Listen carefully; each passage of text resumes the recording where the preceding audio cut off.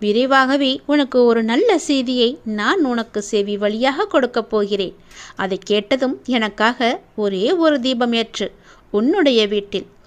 வானளவில் உள்ள ஆழம்தான் இந்த உலகம். இந்த மேகங்கள் போலத்தான் வாழ்க்கையும். அதில் வாழ்க்கையை நெறிகளுடன் கூடிய வாழ்க்கையாய் பார்த்து வாழ்பவர்கள் மிக குறைவு. என் பிள்ளைகளுக்கு முதலில் நான் பயிற்றுவிப்பது ஒழுக்கமும் நேர்மறையான எண்ணங்களும் தான். அதில்தான் நீ இப்போது இருக்கிறாய். பயிற்சி நடக்கும்போது சில போராட்டங்கள், குழப்பங்கள் எல்லாம் நிகழும். அதை பார்த்து நீ பயப்படாதே. உனக்கு இது நல்லதா கெட்டதா என குழம்பி முடிவுகள் எடுக்க முடியாமல் போகும் தருணம் கூட வரலாம். அப்பொழுதும் நீ பயப்படாதே. அப்படி உனக்கு குழப்பம் வரவில்லை என்றால் அதில் உனக்கு பயிற்சியே சரியாக இல்லை என்று அர்த்தம். பயிற்சியில் தோல்விகள், வெற்றிகள் என இரு முனைகள் இருக்கின்றன. அதில் நீ வெற்றிக்காக போராடு. தோல்வி ஏற்படுகிறது என்றால் உன்னுடைய அப்பா உனக்காக பெரிய வெற்றியை வைத்திருக்கிறேன் என்று எண்ணி உன் மனதை நீ சாந்தப்படுத்திக்கொள். தோல்வி எதிர்நோக்குபவர்கள் சாதனையாளர்கள் என்பதை மனதில் வைத்து என்மேல் நம்பிக்கை வைத்து பொறுமையுடன் காத்து கொண்டிரு. விரைவாகவே நீ கேட்ட நல்ல செய்தியை நான் உனக்கு கொடுக்கப் போகிறேன். அந்த விரைவில் நல்ல செய்தி என் வழியே உன் வீட்டிற்கு வரும். உன் வீடு தேடி வரும். கவலையே படாதே. இனி நீ மகிழ்ச்சியாக இருப்பாய். அந்த செய்தி உன் செவி வந்து சேரும் நேரம் எனக்காக உன் வீட்டில் ஒரே ஒரு தீபம் ஏற்று. உன் தீபத்தின் வழியாக நான் உனக்கு காட்சி தருவேன். உன்னை சுற்றி பார்க்கும் இடமெல்லாம் நானே காட்சி தருவேன். எங்கு பார்த்தாலும் என்னுடைய ரூபமே உனக்கு தெரியும். அதிலிருந்தே நீ தெரிந்து கொள். எனக்கு அப்பனின் அருள் இருக்கிறது என்றும் அப்பன் சொன்னபடியே எல்லாம் நடக்கும் என்றும் உன் மனதை நீ தைரியமாக வைத்துக்கொள். சந்தோஷமாக வைத்துக்கொள். நீ கேட்ட நல்ல செய்திக்கான முதல் அறிகுறி என்னுடைய காட்சித்தான். ஒளியின் ரூபமாக நான் உன் வீட்டிற்கு வருவேன். வந்து உனக்கு காட்சி தருவேன். நீ எங்கு பார்த்தாலும் நான் உன் வீட்டில் முழுவதுமாக இருப்பேன். அப்பொழுது தெரிந்து கொள்ளலாம். நான் கேட்ட நல்ல செய்தியை கொடுக்க என் அப்பா தயாராக இருக்கிறார். அதை பெறுவதற்கு நான் தயாராக இருக்க வேண்டும் என்ற ஆர்வத்தோடு இரு. மகிழ்ச்சியோடு இரு. எல்லாம் எனக்கு தெரியும். நான் பார்த்து கொள்கிறேன். உனக்கானது உன்னிடத்தில் விரைவாகவே வந்து சேரும். அந்த செய்தி வந்து சேரும் நேரம் அதை மட்டும் மறந்து விடாதே. ஒரே ஒரு தீபம் ஏற்று. அப்பிறகு பார் உன் வாழ்வு எப்படி இருக்கும் என்று. மிக மகிழ்ச்சியாக ஒளிமயமாக உன் வாழ்வும் இனிக்கும்.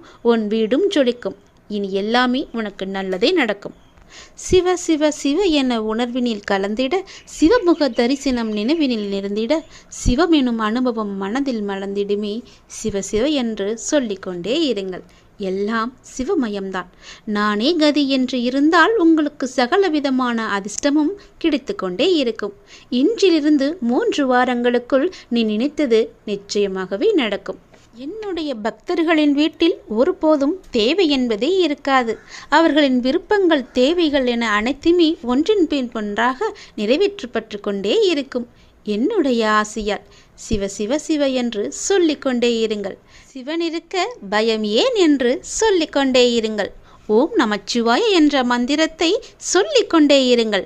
எல்லாமே சிவமயம் என்றே நினைத்து கொண்டே இருங்கள். உங்கள் மனதில் மூச்சு விடுவது போல சிவ சிவ சிவ என்ற நாமத்தை உச்சரித்து கொண்டே இருங்கள். உன்னுடைய எண்ணங்களும் உணர்வுகளும் சிந்தனைகளும் செயல்களும் நம்மை சுற்றி இருக்கும் மனிதர்களுக்கு நல்லது மட்டுமே செய்யும், நல்லது மட்டுமே நடக்கும் என்ற எண்ணம் உன் மனதில் தோன்றினால் உன்னை தேடி நானே வந்து விடுவேன். நீ என்னை தேட வேண்டிய அவசியமே இல்லை. புரிகிறதா? நீ என்னை தேடி வர வேண்டாம். உன்னை சுற்றியுள்ள மனிதர்களுக்கு உன்னால் முடிந்த நல்லதை மட்டுமே செய். உன்னை தேடி நானே வருகிறேன். அப்பொழுது என்னை நீ பார்த்து கொண்டால் போதும். எனக்காக நீ உன் நேரத்தை வீணடிக்காதே. உனக்காக, உன்னை சுற்றியுள்ளவர்களுக்காக நேரத்தை செலவழி. உன்னுள் நான் வந்து விடுவேன். நான் உன்னுடனே இருப்பேன். உன் உள்ளே இருப்பேன். உன் புறத்தும் இருப்பேன். நீ எப்படி இருந்தாலும், நீ என்ன செய்தாலும் அதற்கு துணையாக எப்போதும் உன்னுடனே இருப்பேன். சிவ சிவ என்ற மந்திரம் உன்னுள் கலந்திருந்தால் நிச்சயம் நடக்கும். கங்கையில் கரைக்கப்படும் பாவங்கள் எங்கே கரைகின்றது? எங்கே மறைகின்றது? நாம் பாவங்கள் போக்க கங்கைக்கு தானே செல்வோம், காசிக்கு தானே செல்வோம். ஒரு முறை பாவங்கள் எதுவும் செய்யாத புண்ணியாத்மாத்மாவான முனிவர் ஒருவர் கங்கையில் நீராடச் சென்றார். அப்போது அங்கே குளித்துக் கொண்டு இருந்தவர்கள், மாதா கங்கை, என் பாவத்தினை போக்கி என்னை காத்தருள்க என்று கூறி நீராடினார்கள். இதை கேட்ட அந்த முனிவருக்கு ஒரு சந்தேகம் வந்தது. இப்படி பாவங்களை ஒழுக்கிவிடப்படும் கங்கையில் நான் குளித்தால் இந்த பாவங்கள் எல்லாம் என்னை வந்து ஒட்டி கொள்ளும் அல்லவா? எனவே அதில் குளிக்காமல் இருப்பதே நலமென்று அங்கிருந்து புறப்பட தயாரானார். அந்த நேரம் அங்கு ஒரு பெண் அங்கு வந்து, முனிவரே, நீங்கள் குளிக்காமல் செல்கிறீர்களே, எதற்காக என்று கேட்க, முனிவர் தன் சந்தேகத்தை அவரிடம் கூறினார். இந்த நீர் ஓடி சென்று கடலில் கலக்கிறது. எனவே இந்த பாவங்கள் கடலை சென்று அடைகிறது என்பதை நீங்கள் தெரிந்து கொள்ளுங்கள். எனவே நீங்கள் இந்த கங்கையில் நீராடுங்கள் என்று கூற, முனிவர் அந்த பெண்ணை பார்த்து, நீங்கள் சாதாரண பெண்ணாக எனக்கு தெரியவில்லை, நீங்கள் யார் என்று கேட்க, அதை நீங்கள் போக போக தெரிந்து கொள்வீர்கள் என்று கூறி அங்கிருந்து சென்று விட்டார். நாம் சமுத்திர தீர்த்தத்திற்கு செல்வோம், சென்று சமுத்திரத்தை நோக்கி செல்லலானார். அங்கே சென்ற முனிவர் சமுத்திர தேவனான வருணனை தபம் செய்தார். வருணதேவனும் அவர் முன் தோன்ற முனிவர் தன் சந்தேகத்தை அவரிடம் கூறினார். வருணதேவனே, கங்கையில் ஒழுக்கி விடப்படும் பாவங்கள் அனைத்தும் சமுத்திரத்தில் வந்து அடைகின்றன. அப்படி இருக்க எப்படி சமுத்திரத்தில் நீராடினால் புண்ணியமாகும்? அதற்கு வருணதேவன், முனிவரே, கடலில் கலக்கும் பாவங்கள் அனைத்தும் சூரிய பகவானின் ஒளிக்கதிர்களால் ஆவியாகி மாற்றி இழுத்துக் கொள்வதால் கடல் ஒருபோதும் பாவங்களை தன்னுள் வைத்துக் கொள்ளவில்லை. எனவே கடவுள் புண்ணிய நீராடலுக்கு உகந்ததுதான் என்று கூறி வருண பகவான் மறைந்தார். இத்துடன் தன் சந்தேகம் தீராத முனிவர் தன் சந்தேகத்தை தீர்த்து கொள்ள சூரிய தேவனை நோக்கி பிரார்த்தனை செய்தார். அந்த சூரிய பகவானோ கடலில் சேரும் பாவங்களை தன் ஒளிக்கதிர்களால் ஈர்த்து கொள்ளும் தங்களை அது பாதிக்கவில்லையா என்று கேட்க முனிவர், அதற்கு சூரிய பகவான், முனிவரி, தங்கள் சந்தேகம் யதார்த்தமானதுதான், சொல்கிறேன் கேள் என்று சூரிய பகவான் விளக்கினார். முனிவரே, என் ஒளிக்கதிர்களால் ஆவியாக்கப்படும் பாவங்கள் என் உஷ்ணத்தால் என்னை நெருங்குவதில்லை. இவை மேகங்களாக வானிலேயே தங்கிவிடுகிறது. உடனே முனிவர், அப்படியென்றால் இந்த பாவங்களின் தாக்கம் என்ன ஆகிறது என்று கேட்க, அதை நீங்கள் மேகத்திடமே கேட்டு அறிந்து கொள்ளுங்கள் என்று கூறி மறைந்தார் சூரியதேவன். உடனே முனிவர் மேகத்தை வேண்டி தன் கேள்வியை எழுப்பினார். முனிவரின் சந்தேகத்தினை அறிந்த மேகம், முனிவரே, சூரியனின் ஒளிக்கதிர்களால் ஈர்த்து எடுக்கப்பட்ட பாவங்கள் காரிருள் மேகங்களாக வானில் வலம் வருகின்றது. ஆனால் அதன் தாக்கம் அதிகரிக்கும் போது மழை பெய்விக்கப்படுகின்றது. அங்கனம் மழையுடன் அந்த பாவங்கள் பூமிக்கு திரும்பவும் அனுப்பப்படுகின்றது. அதை பொறுமையின் தேவதையான பூமியும் ஏற்றுக்கொள்கின்றாள். ஆகவே தங்கள் சந்தேகத்தை பூமாதேவியிடமே கேட்டறிந்து கொள்ளுங்கள் என்றது மேகம். எனவே தன் பிரார்த்தனையை பூமாதேவியிடம் சென்று திருப்பினார். முனிவரின் பிரார்த்தனையில் மெச்சிய பூமாதேவி முனிவருக்கு அருளினார். முனிவரே, பொறுமைக்கு இலக்கணமாகிய எனக்கு மழை மூலம் என்னை நோக்கி வரும் பாவங்களை ஏற்றுக்கொள்வது என் கடமை என்றாலும், நான் உட்கொண்ட பாவங்கள் எண்ணில் தங்குவதில்லை என்பதை நீங்கள் அறிந்தாலும், அத்தகைய பாவங்கள் மரம், செடிகள், வேர்கள் மூலம் உறிஞ்சி எடுத்து அதன் காய்கனிகளில் அடைத்து விடுகின்றது. அக்காய்கனிகளை சம்பந்தப்பட்ட மனிதர்கள் உண்ணும் போது மீண்டும் அப்பாவங்கள் அவர்களையே சென்று அடைகின்றது. மனிதர்கள் மீண்டும் கங்கைக்கு சென்று பாவத்தை போக்கிக் கொள்கின்றனர். இங்கனமாக மேற்கொண்ட பாவங்கள் அவர்களை மீண்டும் மீண்டும் வந்தடையும். முனிவரே, இப்போது உங்கள் சந்தேகம் தீர்ந்ததா? இல்லை பூமாதேவி என்றார் முனிவர். அப்படியென்றால் நீங்கள் கங்கை கரைக்கு செல்லுங்கள். அங்கு நீங்கள் முதலில் கண்ட பெண்மணியை சந்தித்தால் முழு விளக்கமும் உங்களுக்கு தெரிய வரும், உங்களுக்கு கிடைக்கும் என்றார் பூமி மாதா. இதை கேட்ட முனிவர் மீண்டும் கங்கை கரைக்கு சென்றார். அங்கே அவர் கண்ட முதல் பெண்மணியை காணார். இதை பார்த்த அந்த பெண்மணி, இப்போது உங்களுக்கு என்ன சந்தேகம் என்று வினவ, நீங்கள் வெறும் சாதாரண பெண்மணி இல்லை என்று நான் அறிகிறேன். தாங்கள் யார் என்பதை எனக்கு உணர்த்தி அருளுங்கள் என்று முனிவர் கேட்க, தன் சுயரூபத்தை காண்பித்து நான் தான் கங்காதேவி என்று முனிவருக்கு கூறினார். இதனால் மகிழ்ச்சியுற்ற முனிவர், மாதா, மனிதர்கள் செய்யும் பாவங்கள் சுழன்று சுழன்று மீண்டும் மனிதர்களையே சென்று அடைகிறது. மனிதர்கள் மேலும் மேலும் பாவங்களையே செய்து கங்கையில் கரைப்பதால் கங்கா நதியில் பாவத்தின் பாரம் அதிகமாகிக் கொண்டே செல்லும் அல்லவா? இம்முனிவரே, இந்த சந்தேகம் ஒரு முறை எனக்கும் வந்தது. அந்த நேரம் நான் சிவபெருமானை வேண்டி என் சந்தேகத்தை முன்வைத்தேன்.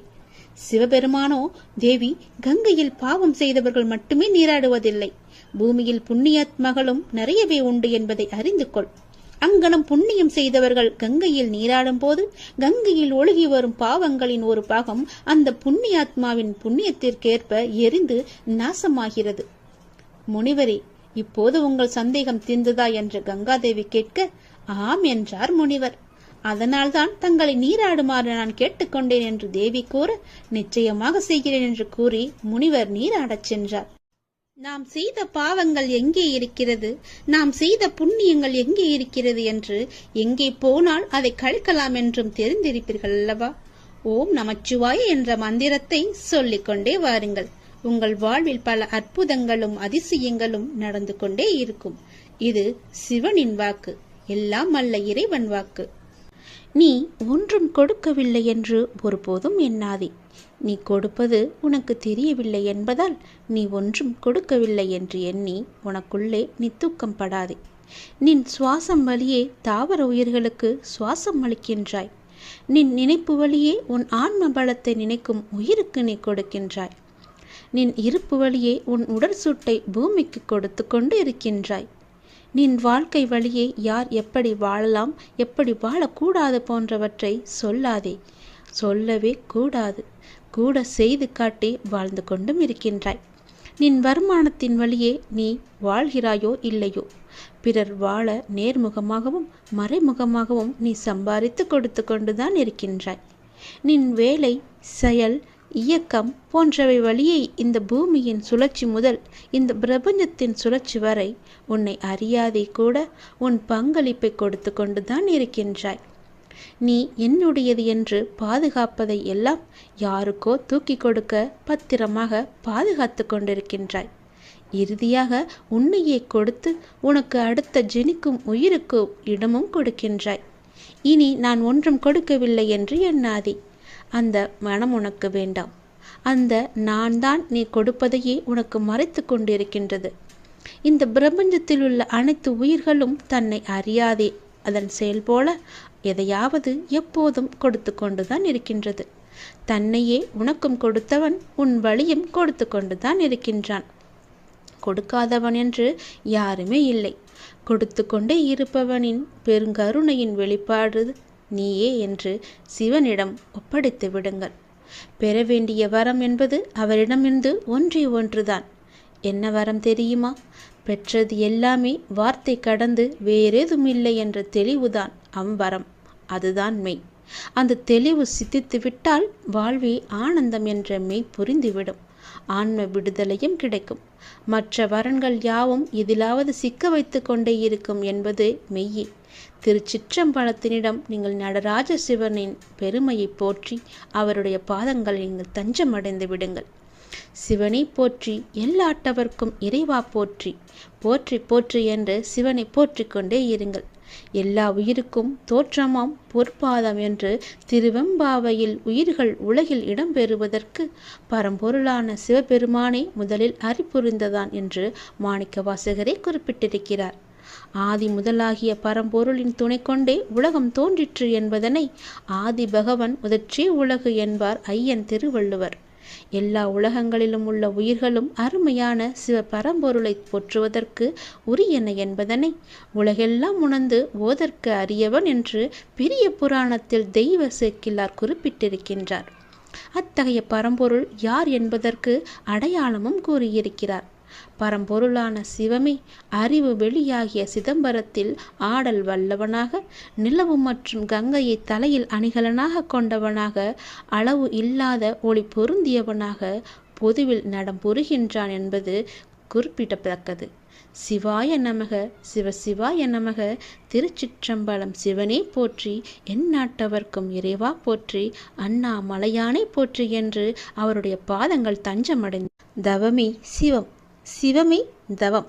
உங்கள் வாழ்க்கையில் உங்களுக்குள் உள்ள சிவபெருமானை தவிர யாராலும் உங்களுக்கு சிறப்பாக வழிகாட்ட முடியாது. உங்கள் இலக்கு எனும் ஆலமரம் நம்பிக்கை எனும் சிறு விதைக்குள் தான் தொடங்குகிறது. அந்த நம்பிக்கை என்னும் விதையை மனதிற்குள் நட்டு வையுங்கள். அந்த விதை செடியாகி மரமாகி வளர்வதற்கு தேவையான அளவு நேரத்தை நீங்கள் கொடுங்கள். பொறுமையாக இருங்கள். இறை சக்தியை முழுமையாக நம்புங்கள். இறைவன் எப்பொழுதும் தவறும் செய்வதில்லை, தாமதமாக வருவதும் இல்லை. நாம் தான் அவசரப்படுகின்றோம். எதிர்காலத்தில் என்ன நடக்கும் என்று நமக்கு எதுவும் தெரியாது. முக்காலமும் உணர்ந்தவர் நம்முடைய சிவபெருமான். நம் வாழ்வை சிறப்பாக வழிநடத்துபவர். சரியான நேரத்தில் சரியான இடத்தில் நமக்கு தேவையான அனைத்தையும் நமக்கு வழங்குபவர். முழுமையாக நம்புங்கள், கண்மூடித்தனமாக நம்புங்கள். கண்டிப்பாக உங்களை அவர் கைவிட மாட்டார். எப்படிப்பட்ட சூழ்நிலையாக இருந்தாலும் நிச்சயம் காப்பாற்றி உங்களை கரை சேர்த்து விடுவார். வெற்றி தோல்வியெல்லாம் முக்கியமில்லை. உங்கள் முயற்சியை கைவிடாமல் கடமையை செய்து கொண்டே இருங்கள். அதற்கான பலன்கள் நிச்சயம் உன்னை தேடி வரும். நடக்க வேண்டியது நடக்க வேண்டிய நேரத்தில் சரியாக தானாகவே நடக்கும். இவ்வுலகில் எதுவும் லாபமும் இல்லை, எதுவும் நஷ்டமும் இல்லை. சிவபெருமானை நம்பி இந்த நொடியை நீங்கள் மகிழ்ச்சியாக வாழுங்கள். இந்த நொடி உனக்கான நொடி. அது ஒன்றுதான் நமக்கு நிலையானது. அதை நீங்கள் அறிந்து உணர்ந்து தெளிவாக சிந்தித்து மகிழ்ச்சியாக அனுபவியுங்கள். உங்களுக்கு என்று உள்ளது நிச்சயமாகவே உங்களை தேடி வரும். உங்களுக்கு என்று உள்ளதை யாராலும் தடுக்க முடியாது. அந்த சிவபெருமான் அருளால் உங்கள் வாழ்வில் எல்லா வளமும் பெற்று சீரும் சிறப்புமாக மகிழ்ச்சியாகவே நீ வாழப்போகின்றாய். நான் உனக்கென்று ஒரு வகுத்த வழியில்தான் நீ பயணிக்கப் போகின்றாய். அந்த வழியில் நீ பயமின்றி பயணித்து கொண்டு முன்னேறு. வரும் தடைகள் எல்லாவற்றையும் உன்னுடைய நலனுக்காகத்தான் என்பதை நீ உணர்ந்து கொள். உன் பொறுமைக்கும் உன்னுடைய நம்பிக்கைக்கும் கனவிலும் நினைக்காத வாழ்வை நான் உனக்கு அமைத்து தருவேன். என் மீது உனக்கு முழுமையாக நம்பிக்கை இருந்தால் என் நாமத்தை நீ ஜபித்து கொண்டே இரு. உன் வாழ்வில் நடக்காத எதிர்பார்க்காத பல அதிசயங்களை நான் உனக்காக வைத்திருக்கின்றேன். அந்த அதிசயங்கள் சூடிய விரைவிலேயே உன் கைக்கு கிடைக்கும். நிச்சயம் உனக்கான நாள் எண்ணி நெருங்கிவிட்டது. எண்ணி வைத்துக்கொள், எழுதி வைத்துக்கொள். அந்த நாளை தேடி நீ போக வேண்டாம். அந்த நாள் உன்னை தேடி வந்து கொண்டிருக்கிறது. மிக சிறப்பான நாளாக அது உன்னிடத்தில் வந்து சேரும். நீ கேட்டது படியே கிடைக்கும். நீ நினைத்தது படியே நடக்கும். நீ சொன்னது படியே நடக்கும். நீ விரும்பிய படியே கிடைக்கும். அந்த அதிசயத்தை நீ பார்த்த பின் உன்னுடைய வாழ்வில் பல நல்ல திருப்பங்கள் எல்லாம் நடைபெறப் போகின்றது. இதுவரை உன் வாழ்வில் இருந்த கஷ்டங்கள் எல்லாமே ஓடி ஒளியப் போகிறது. சூரியனை கண்ட பனி போல உன் கஷ்டங்கள் எல்லாமே மறைந்து சூரியனை போல உன் வாழ்வு பிரகாசிக்கப் போகிறது. நீ தைரியமாக இரு. இந்த அப்பாவை நம்பிவிட்டாய் அல்லவா? இனி எல்லாவற்றையுமே நான் பார்த்து கொள்கிறேன். அந்த உலகமே என்னுடைய கையில் தான் இருக்கிறது, மறவாதே. அதிகாலையில் எழுந்திரு. படுக்கையிலிருந்து வலது பக்கமாக எழுந்திரு. ஹரிவோ சம்போ சிவசம்போ மகாதேவ் என்று மந்திரத்தை சொல்லி உன் வாழ்க்கையில் அமைதியை தேடு. கிழக்கு முகமாக உட்கார்ந்து கொள். கடவுளை வணங்கு. ஓம் நமச்சிவாய என்ற மந்திரத்தை நினை. ஜெபம் செய். காலை கடன்களை முடித்துக்கொள். கை கால் முகம் எல்லாவற்றையும் சுத்தம் செய்து கொள். உடனே குளித்துவிடு. ஆலயத்திற்கு செல். தெய்வ வழிபாடு செய். பின்னர் உன் தொழிலை நீ கவனி. தொழிலை செய்வதில் ஊக்கம் கொள். நியாயமான முறையில் பொருளை தேடு. அநியாயத்தை மனதிலும் கருதாதே. உலகத்தோடு நீ ஒத்துவாள். உன்னை போல மற்றவரையும் நினைத்துப்பார். எந்த ஒரு சிறு உயிருக்கும் கூட நீ தீங்கு செய்யாதே. மற்றவரை கண்டு நீ பொறாமைப்படாதே. புகழோடு வாழ்ந்து பார். பகைவரிடத்திலும் இனிமையாக பேசு. எல்லோரிடத்திலும் அருவருப்பாக பேசாதே. எவரிடத்திலும் அருவருப்பாக நினைக்க கூடாது, பேசவும் கூடாது. அனைவரிடத்திலும் முகமலர்ச்சியுடன் பேசு. நல்லவரையே நீ பின்பற்றி வா. நல்லவர் சொல் கேள். நல்லவர் போன வழியே நீயும் போ. நல்லவரை காண்பதும் நன்றுதான். நெடுந்தூரம் சென்றாலும் நல்லவரை காண். பெரியோரிடத்தில் வணக்கமாயிரு. பெரியோர் எதிர் நின்று எப்பொழுதும் மாற்று வார்த்தை பேசாதே. பெரியோர் பேச்சை கேள். பெரியோரை கண்டால் தாழ்மையுடன் நட. பெரியோர் வார்த்தையை நீ மீறக்கூடாது. பெரியோரின் சொற்படி நட. தீயோருடன் சேராதே. தீயோர் சொற்களை நீ கேட்காதே. தீயோருடன் நீ பழகாதே. தீயோரை கண்டால் தூரமாகிவிடு. தீயோரை காண்பதும் தீதுதான். தீது செய்தல் இம்மைக்கும் மறுமைக்கும் தீதே. தர்மம் செய். தர்மத்தை பேணிக்கான். புண்ணியம் செய். பாவத்தை செய்யாதே. இறைவனை சுவாமியை நீ வழிபடு. குருக்களை வணங்குக, அறநூல்களை ஓதுக. கொலை செய்யாதே, பொய் பேசாதே. கொல்லானை எல்லா உயிருக்கும் கைகூப்பித் தொழும். திருடாதே, களவு செய்யாதே. ஐம்புலனை நீ அடக்கு. பிரம்மச்சரிய விரதம் காக்க. பொருள் மீது பேராசைப்படாதே. பொருட்கள் கிடைத்ததை கொண்டு நீ திருப்தியாக இரு. நீ மனிதனாக இரு. நீ மனிதனாக வாழ். விலங்கு இனத்தை சேர்ந்தவனாக நீ வாழக்கூடாது. பகுத்தறிவுள்ளவனாக நீ வாழ வேண்டும். பொறாமை கூடாது.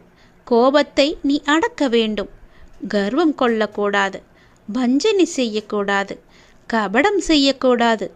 பிறருக்கு கொடுத்து வாழ்தலை நீ கற்றுக்கொள்ள வேண்டும். லோபத்தை விடு. அன்னமிட்டு நீ உண். அபய தானம் செய். கல்விக்கு உதவி செய். பிறர் பிணி நீக்கு. பிறருடைய நலத்தை நீ கருது. தன் நலம் கருதக்கூடாது. பிறரை நீ இகழ்ந்து பேசக்கூடாது. தற்புகழ்ச்சியும் நீ செய்யக்கூடாது. எல்லோரிடத்திலும் நீ அன்பாக நேசமாக இரு. எந்த உயிரையும் நீ துன்புறுத்தக்கூடாது. யாருக்கும் கெடுதி செய்யக்கூடாது. பிற உயிருக்கு இன்னலை நினைக்கக்கூடாது. பிறருக்கு கெடுதி உண்டாவதை பற்றி நீ பேசவே கூடாது. ஊன் உண்ணாதே.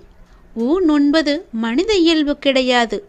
ஊன் உண்பது கொடிய விலங்கின் செயல். கல் குடிக்காதே. கல் மயக்கத்தை தரும். கல் அறிவை கெடுக்கும். கல் மனித இயல்பை கெடுக்கும்.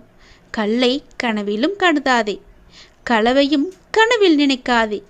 பிறருடைய பொருளை நீ விரும்பக்கூடாது. பிறர் மனையை நீ நயக்கூடாது. சூதாடாதே. வேசியை நேசிக்காதே. விபச்சாரியை நீ விரும்பாதே. குரு பத்தினியை நீ கருதாதே. கன்னியை கெடுக்காதே. குல மாதரினை கெடுக்காதே.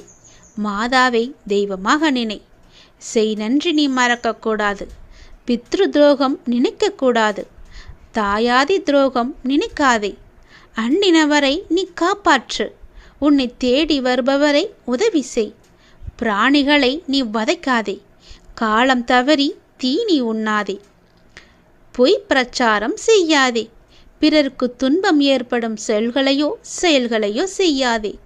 உண்மையற்றதை விலகி பார். உண்மையற்றதை உலகில் நீ பரப்பாதே. ஆண் பெண் சம்பந்தமான ரகசியத்தை நீ வெளியிடக்கூடாது. ரகசியத்தை அறிந்தாலும் அறியாமல் இருந்துவிடு. வெளிப்படாமல் இருந்துவிடு. வெளிக்காட்டாமல் இருந்துவிடு. பிறர் பொருளை நீ அபகரிக்கக்கூடாது. உன்னிடம் பிறர் இருப்பு வைத்த பொருளை அவர் மறந்துவிடினும் அதனை திருப்பி நீ கொடுத்து விடு. பிறர் பொருளை அபகரிக்க கனவிலும் கருதக்கூடாது. தன்னுடையது அல்லாதவற்றை யாருடையது என்று விசாரித்து அவருக்கு நீ கொடுத்து விடு. அரசு அன்று கொள்ளும், தெய்வம் நின்று கொள்ளும். ராஜ பிரத்யட்ச தேவதா பாலில் நீரை கலந்து விற்காதே. தானியத்தில் மண்ணையும் கல்லையும் கலந்து விற்காதே. அதிக விலையுள்ள பொருளில் குறைவான விலையுள்ள பொருளை கலந்து விற்காதே. அழுகிய பொருளை அகற்றிவிடு. அதனை கலந்து விற்காதே. வாங்கும்போது அதிக நிறுத்தத்தில் வாங்காதே. விற்கும்போது குறைவான நிறுத்தத்தில் விற்காதே. விலையை குறைத்தாலும் குறை அளவை நீ குறைக்கக்கூடாது. வாங்கும்போது அதிக அளவில் வாங்கக்கூடாது. விற்கும்போது குறைந்த அளவில் விற்கக்கூடாது. திருட்டு பொருளை என்றைக்குமே வாங்கக்கூடாது. பொருட்களை மிதமாக வைத்துக்கொண்டு நீ வாழ்ந்துப்பார். அதிகமான ஆசையால் பொருட்களை சேர்த்து வைக்காதே. உன் தேவைக்கு அளவான பொருட்களை நீ சம்பாதித்துக்கொள். எதிலும் அதிகம் ஆசைப்படாதே. ஜாதி குல முறைப்படி மனம் செய்து கொள். மனம் செய்து கொண்ட மனைவியுடன் ஒத்துவாள். மனைவி மனம் நோக எதையும் செய்யாதே. தன் மனைவி இருக்க பிறர் மனைவியை நீ சேரக்கூடாது. வேசியின் உறவு கொள்ளாதே. புணர்ச்சி செய்வதில் அதிக ஆவல் கொள்ளாதே. புணர்ச்சி செய்வதை ஒரு தொழிலாக கொள்ளாதே. உறவினரை உள்ளன்போடு நேசித்துப்பார். உறவினருக்கு உன்னால் என்ற உதவியை செய்துப்பார். உறவினருக்கு நீ விருந்தளி. உன் மனதார அன்னமிடு. விருந்தினரிடம் முகமலர்ந்து பேசு.